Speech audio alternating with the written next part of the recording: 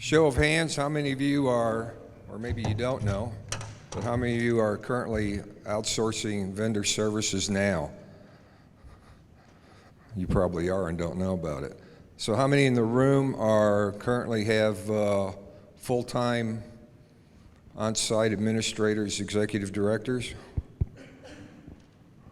All right. How about staff, support staff in your offices? Some of you do, I know that. All right. And then how many of you woke up this morning and realized that your flight is delayed today? All right. So you got nothing else to do but sit here and listen to this. So then we'll go on break.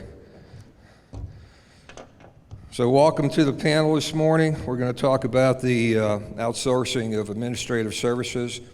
Our panelists are A.J. Weber and Stephanie Masson with Lauterbach and Amen. It's a firm located in Illinois. And with that, I'll turn it over to the panelists to start their slideshow presentation. If you do have questions, though, raise your hand. We don't necessarily have to wait to the end of the panel. So thanks for sticking around for the second to last session today. We'll give some introductions, kind of talk about who we are, a little bit about the firm, really in the context of outsourcing. Outsourcing is a core of what we do. So my name is A.J. Weber. I'm a CPA and director with Lauterbach and Amen. I've been in public accounting for 15 years, the last 10 of which have spent almost exclusively in pension administration for public safety pension funds. Steph? And I'm Stephanie Masson, and I'm a principal with the firm.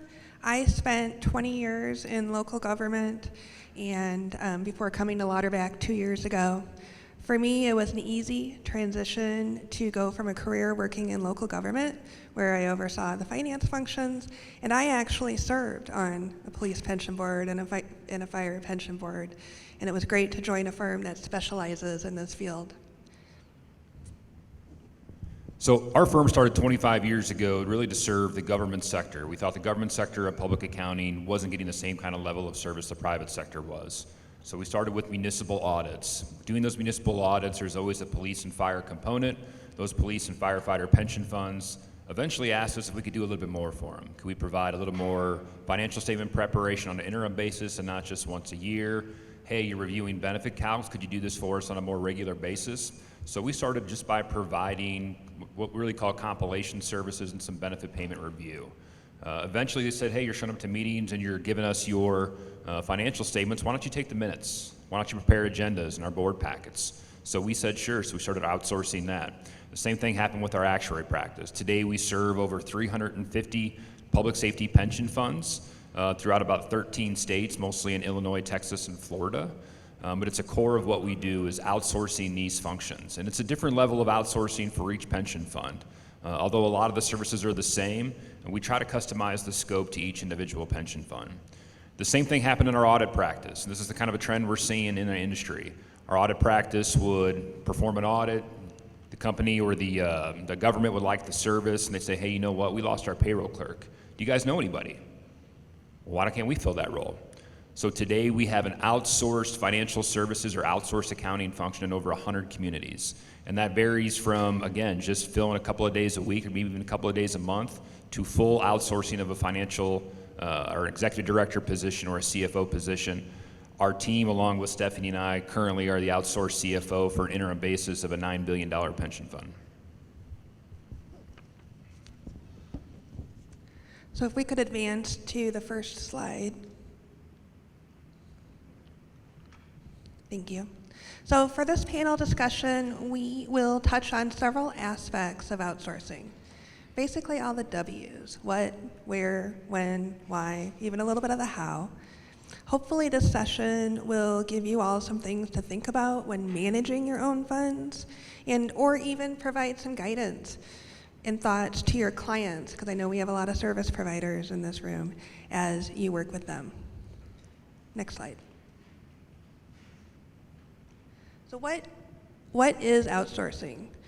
AJ described all kinds of outsourcing that our firm does, and regardless of whether you are on a pension board or a provider of services, there is a good chance that you don't hire staff or employees for every function that is required to operate your organization or business.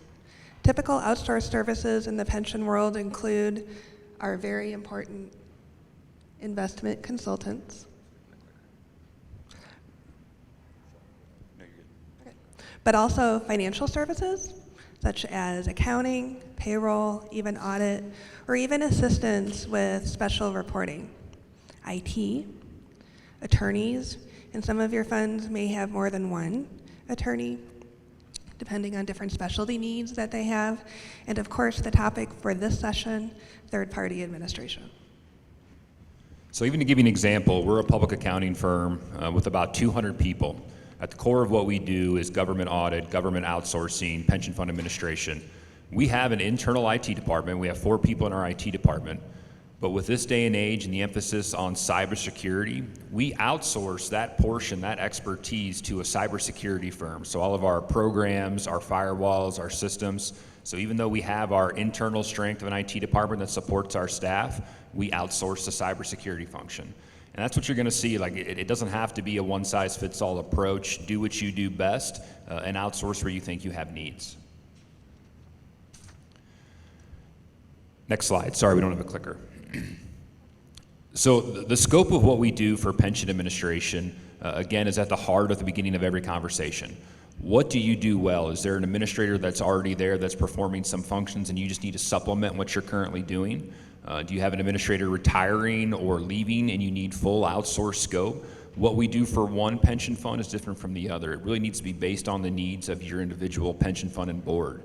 Is the board providing some of the functions and it's just becoming too complex and you want to take over financial statement preparation, or you need somebody to review benefits, or you need a technology component? The outsourcing model doesn't have to be the same as your neighbor. It's what you want and what you feel like is going to add some level of technical expertise or efficiency to your pension fund.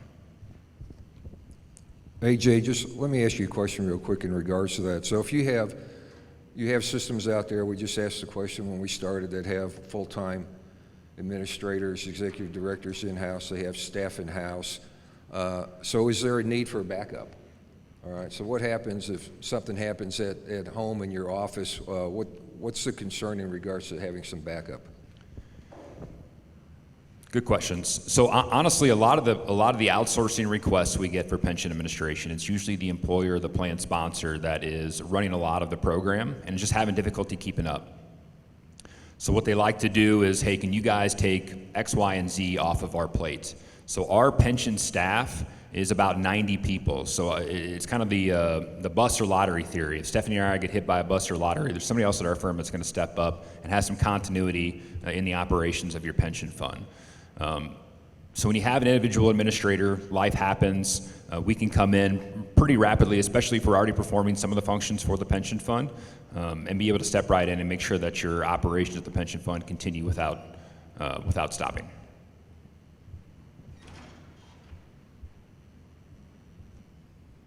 All right, next slide. So first of all, I don't want to get hit by a bus. I don't want to get hit by a bus with you, as much as I like working with you. But this slide lists a ton of functions, and every fund is different. Every fund has a different operating model of people that are involved in the functions of making sure that everything gets done. But the number of tasks to be accomplished is really significant. This list is basically split into 3 sections, and that first column is administrative in nature. Board meeting agendas, preparing your meeting minutes, trustee elections is a big one. That's definitely a process that takes time and expertise. The second column is finance and accounting related, and can you turn it back? Thanks, I was looking at it. So financial statement preparation, tax reporting. You need to make sure those 1099-Rs are sent out to your retirees. They are going to want those, and they're going to want them before January 31st. Reviewing policies, paying the bills of the fund. And we've learned a lot this conference about alternative investments and the rise in alternative investments. And there's a lot of paperwork surrounding capital calls and distributions, and even setting up new managers. The third column, probably the most important for your members, whether they're active or retirees, processing payroll, very important to do that timely and correctly. Customer service. We don't always think about customer service when we're on a pension board, but there is a lot of customer service. You get a lot of calls from your actives and from your retirees, and being able to provide information to them, perhaps through a portal service, is really unique and helpful. Coordinating with your banking institutions, calculating benefits, processing quadros, and the like. And again, every fund is different.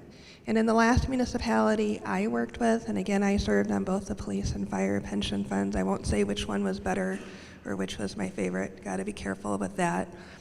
But on the fire fund, that model was that the one pension board member, he was a retiree, he had served on the board for 30 years. First as an active, and then transitioned to the retiree elected position. He knew everything. He was absolutely wonderful and incredible, and everybody loved him. And guess what? He was tired, but nobody wanted to step up and take over. So that was difficult for them. On the police side, the main drivers of that board were 2 active members. They were busy with their jobs, changing duties and shift assignments, and it was difficult for them to keep up. For me, I was the treasurer of both funds. I had my finance staff, of course, to help with the accounting and payroll processing. But in the years that I was with that institution, my staff shrunk by half. Budget pressures and the like, but it was really difficult to keep up and to devote the resources to the pension fund. Real quick, in that first column where we're talking about vendor communication, if a fund is outsourcing their administrative services, are there any issues in regards to the ability to work with and communicate with current vendors? So basically what we're looking at is if you got outsourcing versus somebody that's in-house full-time who normally would deal with these vendors on a day-to-day basis. Yeah, that's one of the big transition considerations when you bring on an outsourced model. Really, if you change model or change administrators, is making sure that you can get the contacts with the current vendors. We've been pretty lucky to have great boards that have helped us through that transition process. And I'll tell any fund, it's going to take 6 months when you have a major change of any sort to really get to where you feel like it's operating efficiently and it's operating automatically. It does take a lot of communication with the vendors to make sure that you can get on those email lists, to make sure you're getting credit card bills, to make sure everything's getting sent to you as opposed to the old administrator, to make sure nothing slips through the cracks. Nothing happens by sending one email or one phone call. It takes a pretty persistent follow-up to make sure that you can continue to run it efficiently. Having your investment advisor send you the reports, being able to communicate and have action with the bank and the custodians to make sure they understand that you're an administrator, you are working on behalf of the fund, you have the authority to transact on behalf of the fund after they've approved something. So it's definitely something that we think about and consider. I wouldn't say nothing's ever slipped through the cracks, but it's definitely a transition consideration. And if you ever consider changing your model, something you really need to pay close attention to.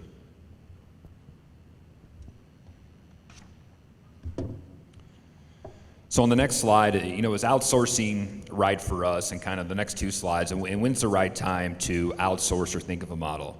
Again, with the bus or lottery theory, you just never know. Life happens. You want to be a kind of understanding of where your options are in advance of that. More often than not, the phone call we get is because somebody they didn't know was leaving.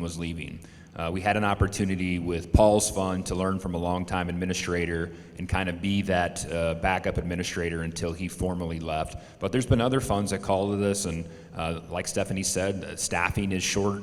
A lot of turnover in the industry, especially in the accounting industry.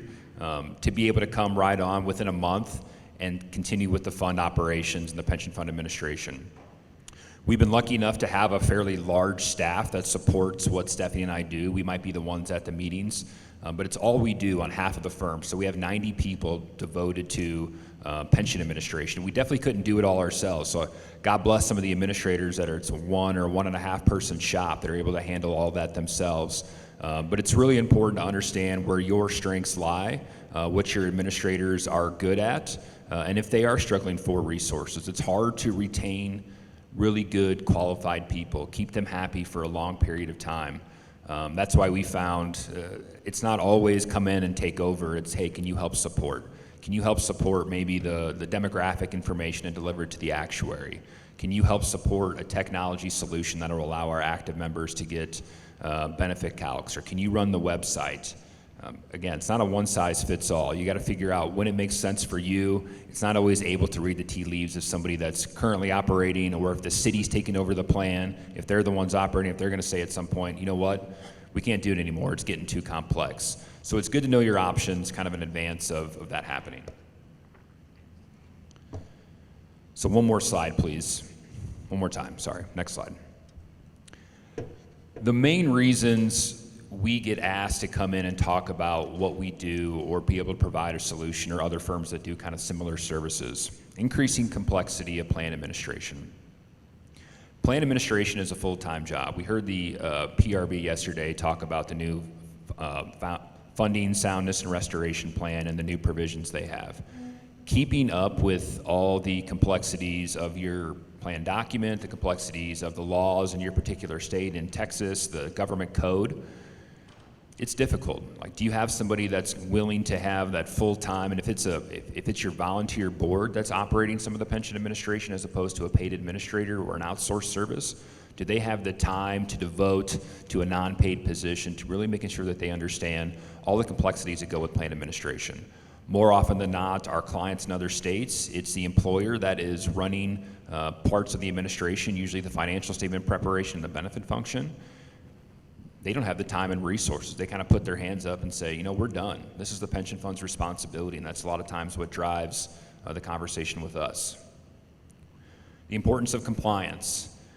Compliance with not only having GAAP financial statements, compliance with getting your audit on time, but compliance with your plan document, compliance with your government regulator. That's a lot for anybody to understand the complexity. Again, we're lucky because we're solely focused on pension administration on our half of the firm. That's just what we had to dig into. Access to technology. Do you have a secure portal for your board members to store and keep digital information? Digital information is always a supplement to and not a replacement for your physical files, but it's important. What access to technology do you have? Do you have communication technology? Do you have a web portal for benefits? Do you have somewhere they can go to access their own information? Reducing the burden on staff. You know, one of the funds we took over, really, they just didn't have, they lost a couple of folks in their HR department and didn't have the service level that they needed. So they asked us to come in and perform just a couple of functions to support what they're currently doing. Staff turnover, especially in the accounting, the government sector, there's a lot of flopping of firms, of communities. It's getting harder and harder to train and retain that staff. You spend so much time investing in the development of an administrator or a finance director. When you lose those folks, it's difficult to keep the operations running. So reducing the burden on staff, keeping them happy. And when you have a professional administrator, thank you. And when you have somebody that can come in and have the resources behind them to be able to perform all the tasks that are required, it reduces that burden. Resources no longer available. Again, this is probably the biggest driver of why people bring us in. If they haven't have a need previously, it's because they lose somebody. So if you don't have a resource available, somebody, administrator, for instance, one of our administrators went home to be a stay-at-home mom. It was time for her to go home. We got a call. We stepped in to run and make sure there was continuity in the board operations. A lot of times it's somebody leaving. It's board turnover. A lot of the smaller communities we work with, it's been handled by a volunteer board for so many years. Well, when that board member left, like the 30-year board member that Stephanie talked about, who do you have that's going to be willing to step up and understands how to operate a pension fund? Those are really the main drivers of why we get called to come in and either bolster operations or provide additional resources for whoever's currently administering the fund. So full disclosure, that fire pension fund was the driver for the municipality that I worked with moving forward with hiring Lauterbach and Amon. So I was on the customer side, on that transition side, which really helps me, I think, in the firm as we work with clients. But again, no one would step up. And, it just really left a gap in a really important function of our municipality. So it worked out really well. So benefits of outsourcing. To recap some of what we've covered, and we still have a little more to go, there are a lot of benefits of outsourcing. A significant benefit that when outsourcing is done well can make serving on that board more attractive. And so it's been a lot easier to have both retirees and active staff or active members of the fund step forward and serve on the board when they don't have the pressures of all of the tasks of the board. So hopefully those board members can spend more time on other things like policy decisions or communicating with the members, advocating for legislative efforts in your state is also a big thing that's going on right now. With outsourcing, you are hopefully gaining a partner that has expertise in the field and the depth of the experience that they have gained through exposure with working with multiple clients. That is what they do all day long. This is what AJ and I do all day long. And we have the opportunity to keep up with the latest technology, new statutes, compliance reporting changes, and the like. Again, with outsourcing to a larger firm, and hopefully a firm that has a deep bench, turnover and training concerns are minimized. When a position is vacant, we all know it takes weeks to fill a position. You're posting the position, you're interviewing, you're hiring, and then they need a month to start. During that time, you have a gap in services. And it can be very difficult to properly train new staff when there is a gap. Sometimes there isn't cross-training in an organization, that fire fund that nobody else knew how to do anything or where anything was. You have that training gap, and you may or may not have documentation of procedures how to get things done. If a firm has a deep bench, they have expertise to draw on throughout the firm. AJ and I don't know everything. No one person can know all things. So it's nice to work with an organization that has resources to draw from. With our firm, we are only represent one half of the firm. There's a whole other side of really, really smart people. Not that we're not smart, but they're really smart. Another key feature of outsourcing is the opportunity to scale resources. And when we say scale, basically that an administrator can add staff when needed. There are busy times in all of our organizations, and it can be an election process that's wrapping up, and you have deadlines and timeline and reporting requirements to meet. But then payroll needs to be processed, and it needs to be processed on time. But of course that payroll has 3 new members that need to be added, and they don't know how to scan a document or fax a document, and you're trying to get all that documentation. So it can get really busy. So a third-party provider can scale the resources and have different areas of the firm working on your organization. And frankly, life happens, as we've talked about. If you have all your eggs in one basket for people that are performing certain tasks, life happens. They might leave the organization, they might become pregnant and have a baby and decide not to come back, become ill or worse. So truly outsourcing can add continuity to your plan, and that's important to consider.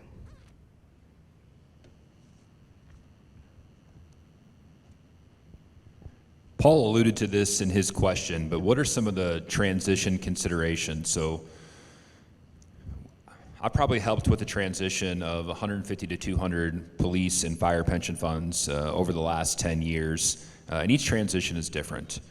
You're transitioning all the functions. If you're transitioning all the functions such as accounting and benefits, usually we do a benefits audit to make sure that we understand that how the benefits are being paid. And there's still times. Everybody's plan document is different.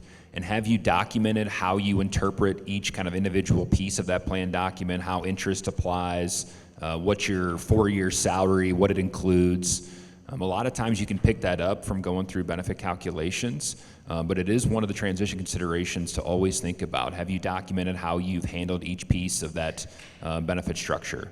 The same thing for accounting. We use an internal accounting software. We've picked up a lot of QuickBooks. We've picked up some Excel accounting.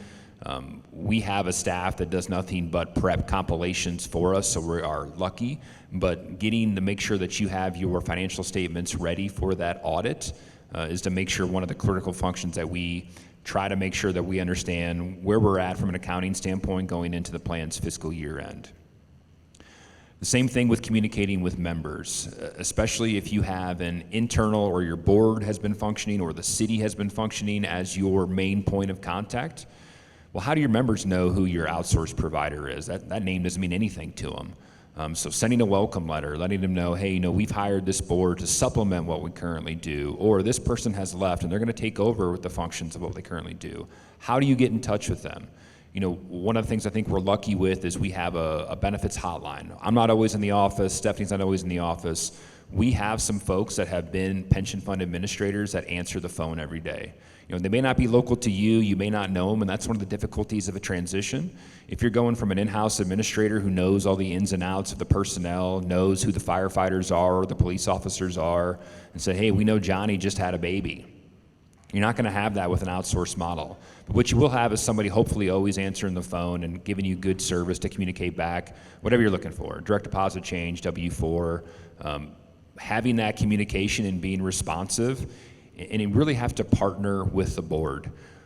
Any outsourced model can't come in and do everything. It's going to take some work with the board and working together. And again, we've been pretty lucky with the boards we've worked with that have helped us with that transition, helped us with the communication with their funds to understand that their membership is getting a full-time pension administrator that has a deep bench to make sure there's, again, we keep using that word continuity, to make sure the continuity in the board. They're going to get their benefit checks. They're going to get benefit calcs. They're going to get active member statements.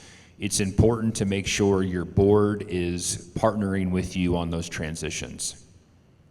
Last transition consideration too is working, Paul talked about vendors, but working with the plan sponsor. Working with the plan sponsor is a big part of what we have to do. We have to get contribution information. We have to get bank statement access if they're the ones having an operating account at their local bank. Partnering with the plan sponsor, the city, is really a critical component. We always want to make sure, I always try to ask if I can meet whoever we're going to be working with. Is that a payroll person? Is that an HR person? Is that the CFO of the city? Partnering with the plan sponsor and partnering with your pension board usually leads to a more efficient transition. Real quick, let's talk about the brick and mortar side of this.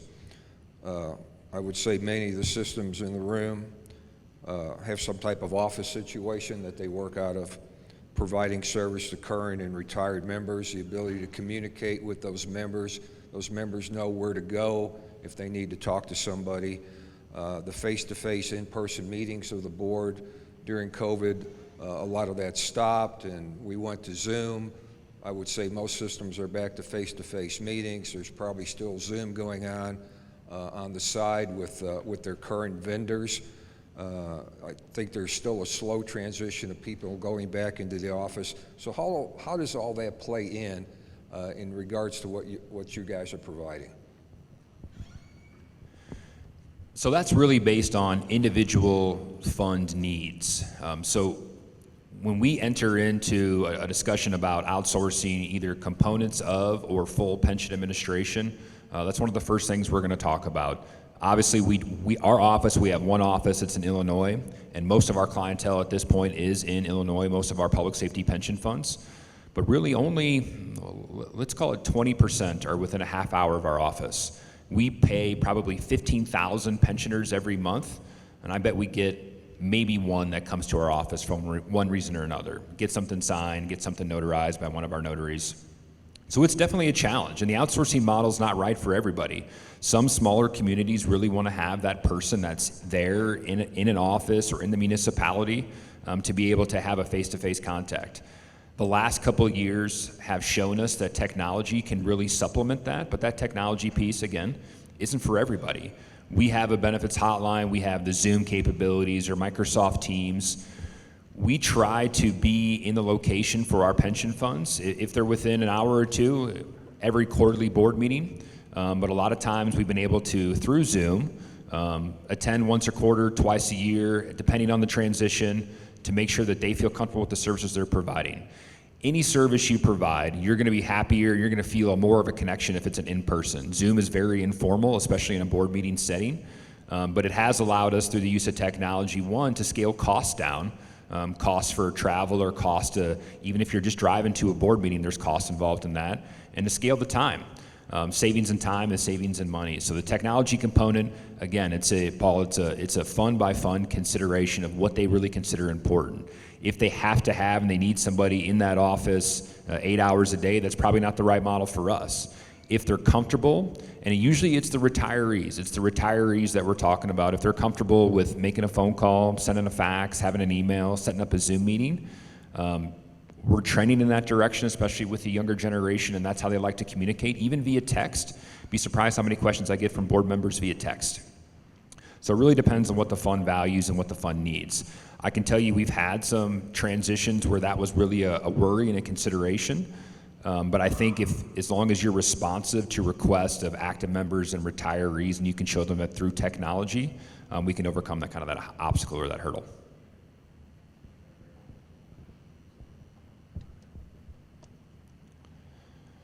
That's all we got for you. We're happy to take any questions, or Paul, if you have any more questions. No, that's all I had. Any questions? Anybody? None? Can you touch on the audit process, how that changes at all? So Art's question is touch on the audit process, if that changes at all. So when we come in, if part of the scope of what we're doing is preparing what we call an audit package, we will work directly, and if you're talking about a financial statement audit, Art, we'll work directly with the auditors to make sure, and I'm going to get into a nerdy accounting term, that make sure your audit package is ticked and tied. Usually we want to take as much of the responsibility of responding to that kind of stuff off the board or off the municipality. So if they have subsequent check requests, they want to see 60 days accruals, we've taken over the accounting function. We'll provide all that to the auditors. We'll review the audit to make sure that we agree with kind of the GASB disclosures, the PRB disclosures in terms of internal or investment fees and internal fees, to make sure that that is all in for the specific audit you're looking at. But we try to work one-on-one with the auditors. We typically prepare compilations leading up to your fiscal year end. As a follow-up, so if you're providing the outsourced administrative services, but you're also providing the audit services for that plan, conflict of interest? It's a perceived independence issue. It depends on the level of management that you take over. So when I say management, discretion to make decisions without board action. If you have impaired independence in terms of GAAP and GASB, then you couldn't perform that audit.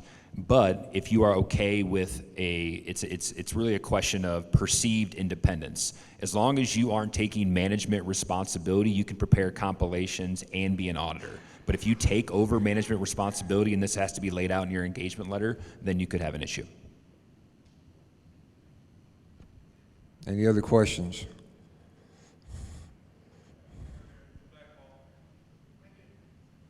Go ahead.